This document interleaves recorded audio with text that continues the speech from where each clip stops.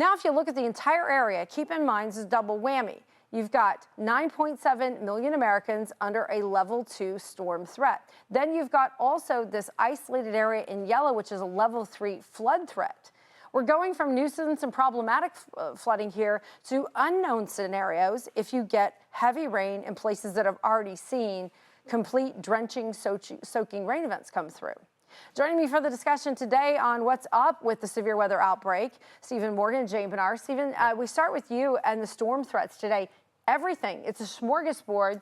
Pick your poison. It's true. And I guess we'll start with the rain, as we have seen along the upper Texas coastline, which flood watches are in effect again today for the upper Texas coastline. We've got rain, which we saw in Brazoria County, the town of Angleton, more than 6 inches of rain, in fact, 6.4 inches. That was just in one day, leading to some flooding concerns. No flash flood warning was issued. This part of the Texas coastline can deal with these amounts, which is remarkable to see. But that's the type of moisture, Amy, that we have. Already flood watches there. We have flood watches through Texarkana as well. What about the severe weather threat? Because that's what brings the possibility of damaging wind. It brings the possibility of hail. You cannot completely rule out a tornado, although that risk looks a lot more isolated. This year is not that intense in this region. And that rain that we're going to see eventually move in here is going to begin here. So where we have the threats right now, in fact, there have already been a couple of severe thunderstorm warnings in northern parts of the state of Oklahoma, but the focus is going to be south today. So we're saying Lawton,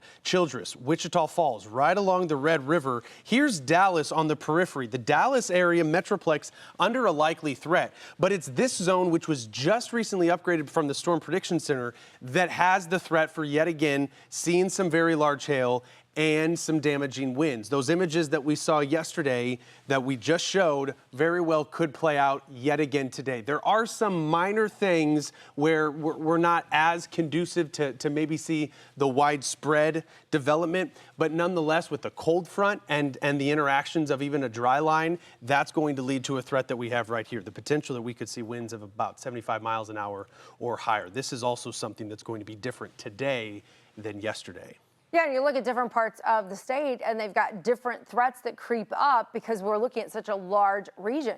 You go back into Dallas, which you mentioned, Stephen, and Dallas has only had an inch of rainfall since September 1st. They've been very dry. They're about 16 inches shy of where they should be. Basically, they're cutting half of their normal rainfall. So you could call it a double-edged threat. Let's bring in Jane Bernard for this discussion. When you look at places like Paris County today, they're in a risk zone that could see 5 inches of rainfall. And that's just barely outside of Dallas-Fort Worth. It turns into a good news, bad news situation because you want the rain, but it could be too much. I mean, Texas has continued to see it build with all of the heat and the sun that we've had this summer. Here's Dallas now, and it almost looks like a sign of the change, that moisture building in. You've got cloud cover to start your day in anticipation of these showers and thunderstorms that are going to pop up. But the concern that we have with 3 to 5 inches of rain in the forecast is the flooding potential that's going to come along with it. Dallas, you have this cloud cover in play as we go into the overnight hours, and that's the timeline too, the danger that comes along with this as we go into the darkened night. We do have this heavy rain, this band of rain that's going to come in along that draped front that's going to push down into central portions of Texas. And this is what's going to bring in bursts of rain rates, maybe 2 to 3 inches per hour at times. And when you think of Dallas, you think of any big metropolitan area, it's like a concrete jungle. And so what happens is you don't have a ground that's able to take that water and effectively saturate through down below the surface. So what happens is you get drains and grates that are overwhelmed with water. You get street flooding. We've seen it time and time again in Dallas. You want to prepare for the possibility of that as we go through the night tonight and opening up tomorrow morning's commute, 2 to 3 inches. But we go out along I-30. Check this out. We go to 3 to 5 inches of rain. And this, to your point, Amy, is the bigger concern because there are a couple pockets in the metroplex, but then you head out into the suburbs where drought has really settled in. You have farmland that has perhaps been really overworked in the drought conditions, soils that are now becoming concrete themselves and can't take this much water in such a short period of time.